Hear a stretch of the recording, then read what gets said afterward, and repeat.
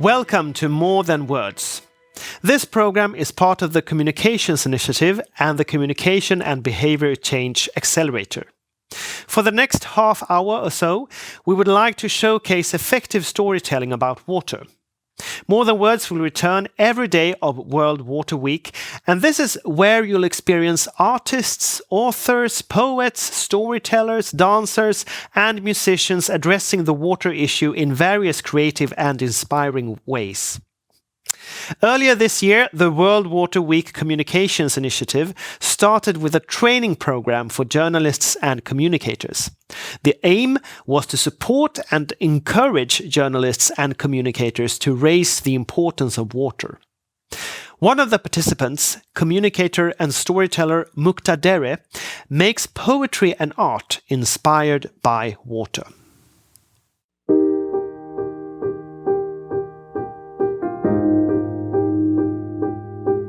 You are made of water. You are made of me. And right now, you're swimming precariously with the flow in the depths of turbid illusions.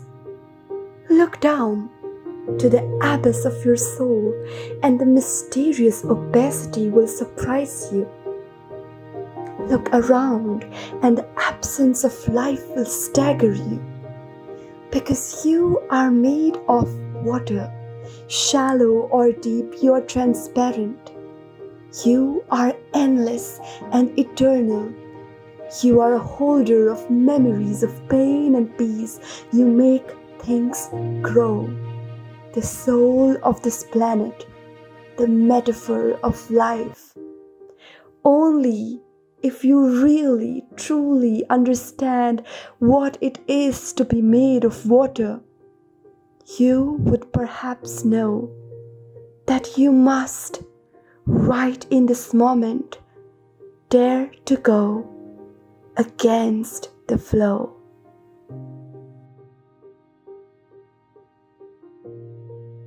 You are made of water. You are made of me. The fluvial joy of your sweet realization is serene and comforting, but you sense a gush, a conundrum. For you are looking at the bright blue sky with an envy in your eye, stagnant and pondering whether to swim or to fly. No wonder the blue tempts you, for you are made of water, and water doesn't confine you. It embraces your tides of uncertainty and inspires you to create some ripples of change. And if you want to soar, say no more. But remember, these depths are your home, and no matter how high you fly, water will carry your secrets and hold a mirror for you, so that even when you're flying and you feel lost, you can peep down and find yourself once again swimming in my depths.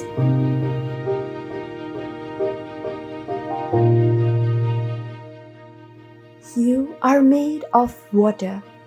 You are made of me. I am delighted that you chose to fly, but even more so that you like to flow more than ever now. I see you becoming a mirror for the passers-by, for strangers and for friends, a mirror that I once held for you while you were lost. The ingenuity of their praises is a boring proof that your drops of reflection are now the ripples of change, growth, and resilience. You empowered the passers-by to be a mirror for someone else. You have become an archetype of hope.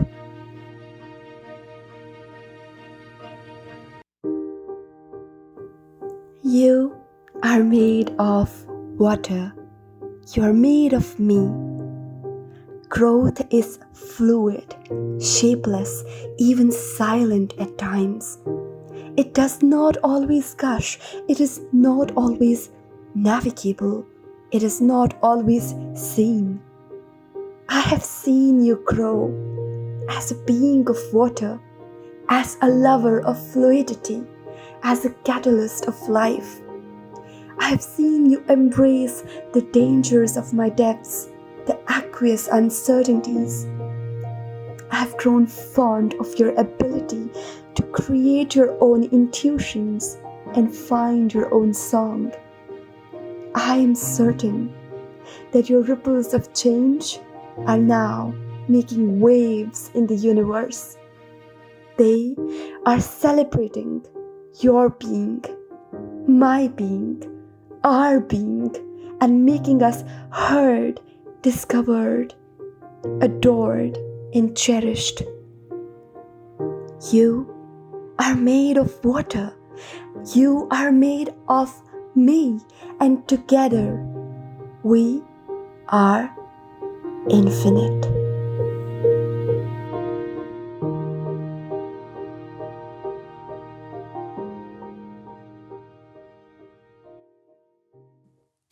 The Outlaw Ocean Project is a non-profit journalism organization that produces investigative stories about lawlessness at sea.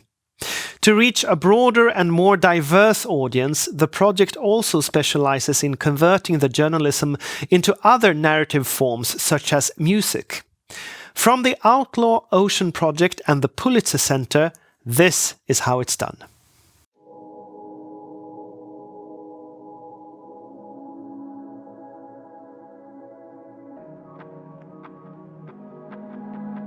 My name is Ian Urbina. I've been a journalist for the last 3 decades, most of that time at the New York Times. I'm an investigative reporter, and through my career I've largely focused on human rights, labor, and environmental crimes. And the last 5 years has been largely focused on a series called The Outlaw Ocean, which is about lawlessness at sea around the world. So The Outlaw Ocean is an exploration journalistically, anthropologically, if you will, of this realm. And that realm is the sort of watery expanse that happens to cover 2/3 of the planet. And historically, we've thought of that space as sort of this vacant void, different shades of blue that we fly over. Most of us just fly over it, or we visit on the shores at the beach in the summer. But what I wanted to do with the series was reimagine that space and put a focus on quite especially the people that work out there at sea. There are about 56 million people who work offshore. And I want to just look at the diaspora transient tribe of people that traverse that space, what their life is like, what their language is like, what their experience is like, indeed even what, quite especially, crime looks like, what their rules and etiquette are like. I wanted to, in the realm of crime, really kind of diversify people's understanding of the things that happen, the crazy things, the bad things, the heroic things that happen out there, beyond just the standard, Somali piracy and the BP spill, which are the 2 big references that people tend to have. And that reporting, I'll say, began about 6 years ago, ran for 2 years in the New York Times, and then I took a 2-year leave, and a photographer and I went out for 2 more years to to write a book, and then out of the book came the music project. You know, I've been a fan of hip hop my whole life, and have been, and really moved by what Lin-Manuel Miranda did with Hamilton. I thought he did a great service to rap in the sense that he took rap into a new space. Initially, my thought was, well, I've got this book, it's called The Outlaw Ocean. It's about this realm, you know, this otherworldly place. And it's rich in characters and narrative and tension and kind of thick description, detailed description of a very exotic place. It seems like as a body of intellectual property, it could really work well if handed over to a musician. And they would have lots of space if they're given the trust and freedom to choose things within that universe, within that book, that most move them. So I began talking with electronic artists about this idea of interpreting the book and using sounds from the reporting to make music in their own style. And it clicked. And all of a sudden it was from 3 musicians to 5, from 5 to 50, and now we have over 400 musicians from 90 different countries and from every genre, including now hip hop, but also classical music and electronic. And it just sort of blossomed into this massive, sprawling thing. But it all started with an initial batch of 10 electronic artists, from around the world, Germany and Amsterdam and LA and New York, who thought the idea was neat and they were willing to try. And the music project was an experiment in alternate forms of storytelling, sort of an experiment in translation, where we were taking written stories and translating them into music with help from musicians. It was also an experiment in other ways, in alternate ways of trying to finance and fund this very expensive type of journalism. It was an experiment to see if we could build a model in which we could scale it up to a huge degree and involve musicians from lots of different countries and lots of different genres in a collaborative sort of way, where we were all building off of each other's creativity and momentum and online traffic.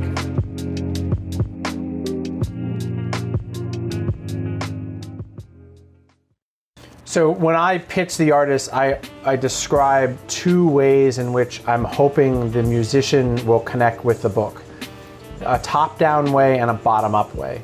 The top-down way is I want them to engage with the book, read all of it, read some of it, whatever they can and want to do, but engage with it on a top-down sort of emotional way. So, hey, you musician, take a look at this book, find stuff in it that really moves you, grabs you, really focus on the emotion of it all, and then start thinking about what does a song sound like that corresponds with that emotion. To some degree, it's akin to scoring a scene in a movie, right? This is a soundtrack for a book in much the same way that a soundtrack for a movie is meant to provide music that amplifies the emotion of that scene.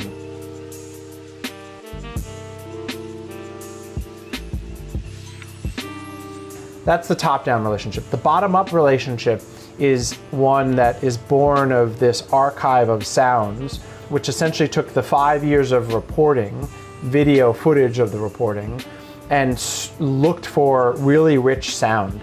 Now, the rich sound can either be ambient or it can be prose. So the ambient sounds are things like that have texture, that have beat to them. So think about machine gun fire in Somalia, or chanting Cambodian deckhands on the South China Sea. These are things that have their own rhythm to them, and they're rich, interesting sounds that grab you.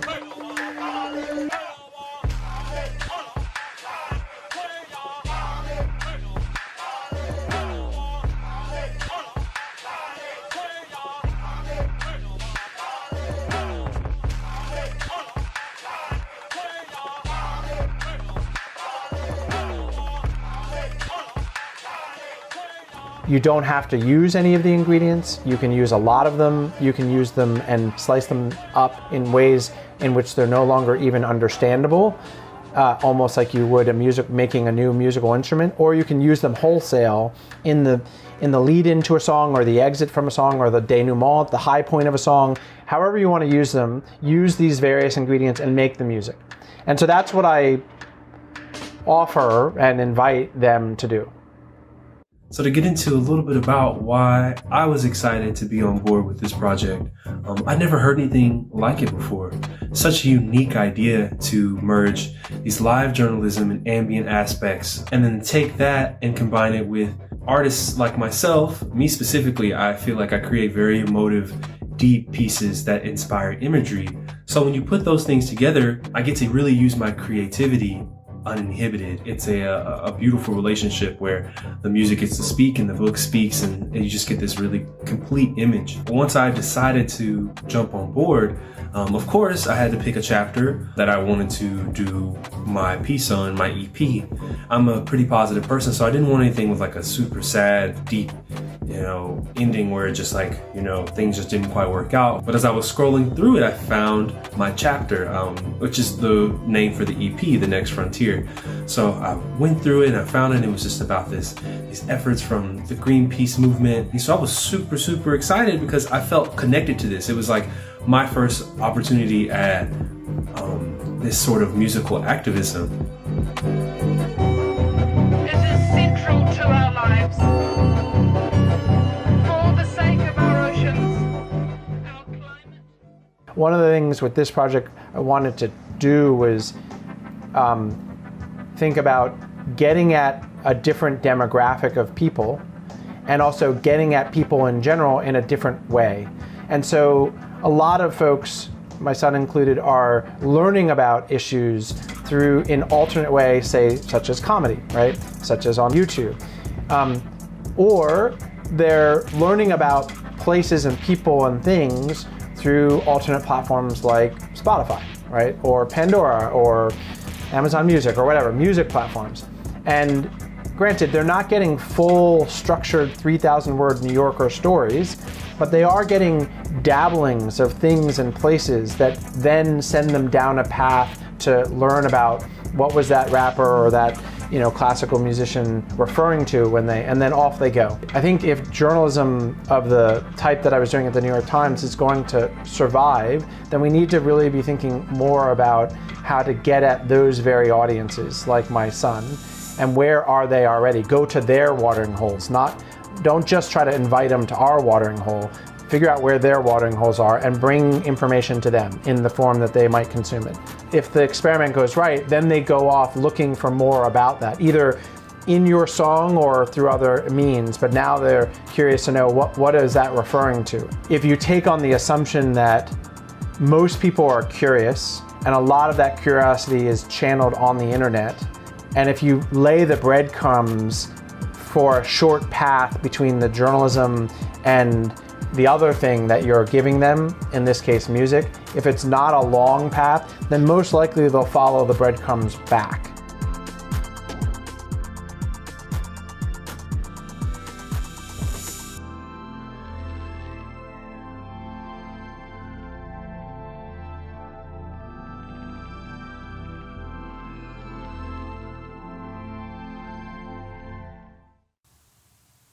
Our next story comes from GIZ Bolivia. The story is an example of local water knowledge, giving a voice to rural female leaders who share their perspectives on water and natural resources management.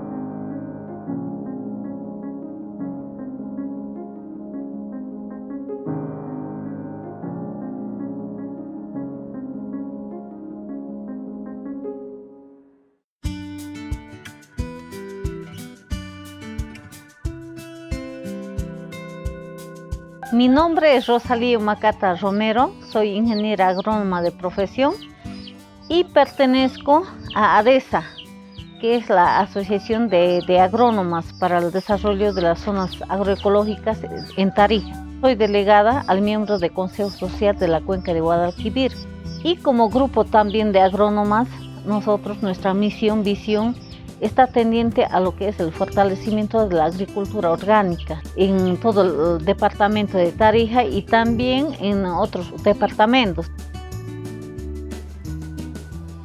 La idea de traerlos aquí, justamente en la productora estrella, por decirlo así, de ADESA. Ella ha nacido justamente a la agricultura orgánica con nuestra asociación, porque se ha apropiado de toda la tecnología de lo que es la preparación de bioinsumos, el uso, tanto así que ella ahora ya se ha convertido en promotora.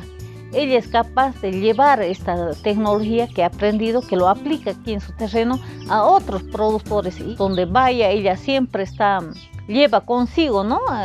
el amor por la tierra, por lo que es el cuidado de la madre tierra. Yo vengo trabajando desde hace mucho tiempo. A mí me gusta porque es una producción sana, es saludable, mejor dicho, es amigable con el medio ambiente. Exactamente desde el 2005, 2006 he empezado, porque aquí, digamos, era que he empezado por lo que me daba miedo del abono. En primer lugar, que usaba mi papá mucho abono químico y el suelo se iba quedando más duro. Mientras más usaba los abonos químicos, el suelo se volvía más duro. Entonces, el próximo año tenían que volver a colocar más. Por eso yo empezaba a cambiar de meta. Dicho, y el ingeniero una vez ha venido aquí a la casa y dice, hagamos abonos orgánicos. Y yo no creía al principio. Les cuento que yo no creía que ese abono con coras y macerados, hervidos y todo lo demás. Y entonces, cuando ya empezó a descomponerse el abono, que es de cora, y ya cuando yo tocaba esa tierra así la mano, ya se entraban los dedos, entonces era blando. Entonces yo he dicho, no, eso funciona. Entonces voy a hacer, porque la tierra está gira, tengo que mejorar, la tierra está muerta, no produce ni verdura, aquí no produce nada. Me ha costado muchos años en recuperar la tierra, ¿ves? Entonces después ya empezaba a creer y a ver, después ya me empezó a hacer los macerados, los caldos, los foliares. Y ahí ahora ya lo manejo sola ya. Incluso hago para la venta también. Vendo abonos, vendo los productos. Tenemos un grupo de mujeres que siempre estamos haciendo abonos. Somos 12 mujeres que emprendemos este trabajo. Siempre hemos capacitado a grupos mixtos y casi siempre se destacan más las productoras, las mujeres, las agricultoras, porque tienen más sentimiento hacia la tierra. O sea, se apropian más de lo que es el cuidado de la madre tierra, ¿no? Justamente el Consejo Social debe más interactuar con los agricultores. Entonces me gustaría que lo hagan de muchos más y realmente ahí van a palpar la necesidad por la que ellos atraviesan, viviendo su realidad. La cuenca la consideramos nuestra casa, ¿no? Nuestra fuente de vida, donde convivimos tanto los humanos, animales y las plantas, en fin, todos los seres vivos, ¿no? Es nuestra casa común de todos. Añoraría de verla de aquí unos años, que vuelva a ser nuestro hermoso río Dalpir como lo era antes. Obviamente que tal vez no con la misma cantidad, pero por lo menos como un sitio limpio, donde puedan ir nuestros nietos o bisnietos a ver el río, ¿no?